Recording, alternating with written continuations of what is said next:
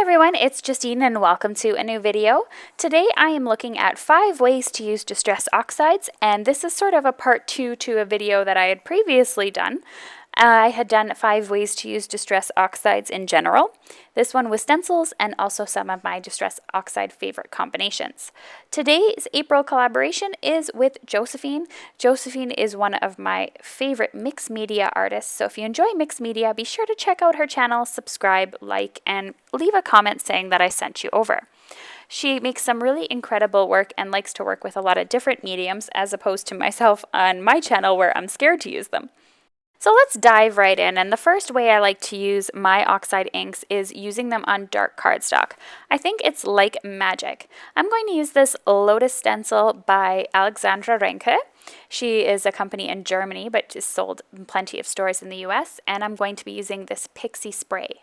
Pixie Spray is great for adhering your stencil onto cards, and it's just a temporary adhesive that doesn't leave any residue. So it's really nice because I can avoid taping and all that fun stuff, but then I can still not worry about residue, which I've never been able to do before with previous adhesive sprays.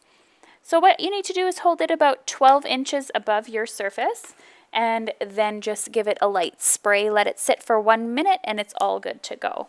I'm going to be using 3 colors today of Distress Oxide inks, and only 3 colors. So just to show you, you don't need all the colors or anything like that. If you're working with oxides, just a few are fine. I tend to gear towards the more vibrant colors, where Josephine really likes to work with more of the subtle natural colors in her cards. So I'm going to go ahead and I'm going to adhere that to my card with that Pixie Spray. Don't worry, it's not going to rip your cardstock or anything. And the 3 colors that I'm going to be using today are Salty Ocean, Picked Raspberry, and Wilted Violet. I'm going to be using some blending brushes to add this to my card, and you can see my inks are nice and juicy. I just recently refilled them, and so they're all ready to go. And I'm using a circular motion, and you can see I don't really use the handle of the brushes. I more hold it on the head of the brush and then give it a go.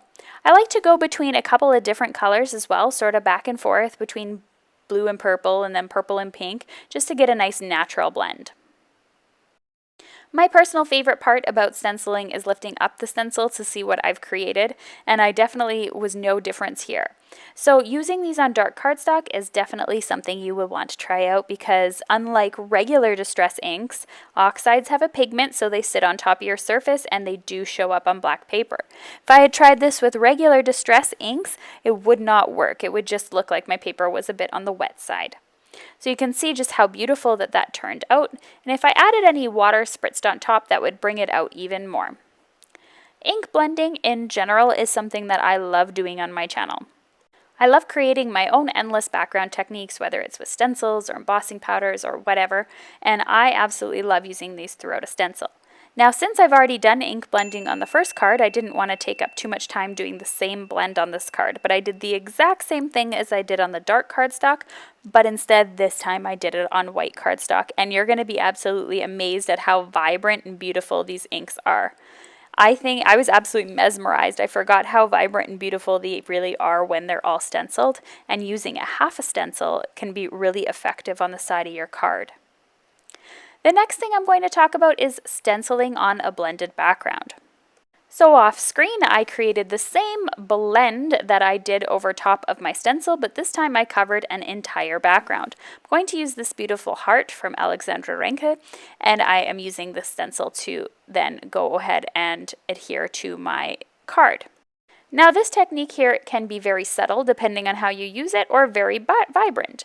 I'm going over and actually doing the same colors as I did on the background itself, so purple on top of purple, blue on top of blue, pink on top of pink.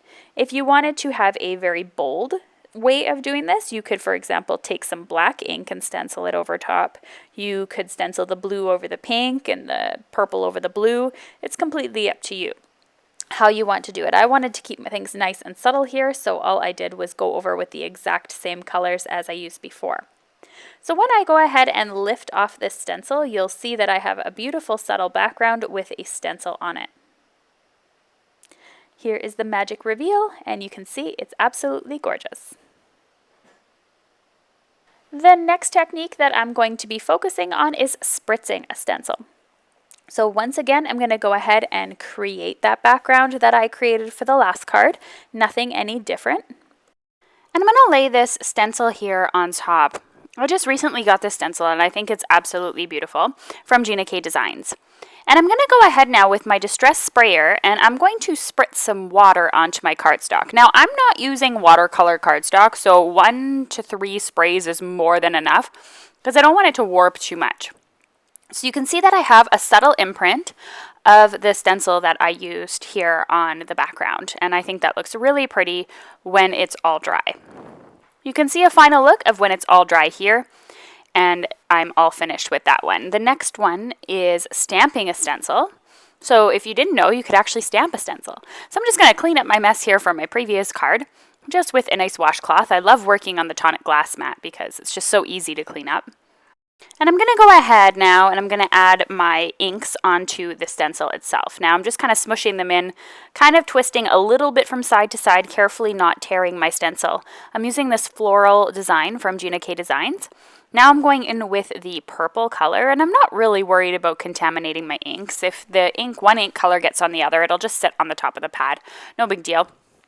And now I'm just going to go ahead and give that a spritz or two of water just to get those colors moving.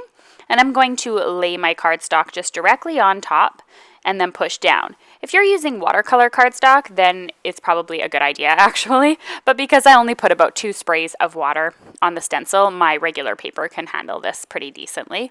And you can see that I've now stamped the design in a sort of watercolor look. Here's a final look at that panel that I'm going to use on a card video another day. The next one in the last one is color removal using baby wipes. So once again, going in to create that same blended background all over again. And I'm going in with a baby wipe and I'm just rubbing over top of the stencil. Now I'm more dabbing more so than rubbing because I don't want to lift up any of my cardstock or get it too wet. Again, I'm not using watercolor paper. And you can see how I get that pretty design there when it's all said and done. You can see that it is a little bit warped, but once I put it onto a card base, it'll be completely fine. So I'm just going to recap some of the things that I did today and we can go through each one of them. So don't forget, you can add your Distress Oxides onto a dark colored background. We also have the way of stenciling on top of a blend. So you don't have to do just normal stenciling. You can do it on top of a blended cardstock. Then the idea of just stenciling through a normal stencil, just regular, but creating a blended look. So you have 3 different colors or more or less. We also have the area where we decided to go ahead and spritz the watercolor on top of the stencil. Stamp with the stencil by adding ink directly to the stencil, spraying it with water and laying the cardstock down. And then finally, the baby wipes technique. Thanks so much again for checking out today's video. Don't forget to check out Josephine's below in the video description. And you have a suggested video here that you're welcome to check out, as well as the subscribe button if you want to subscribe to my channel. Thanks so much for watching and have a nice day. Bye for now.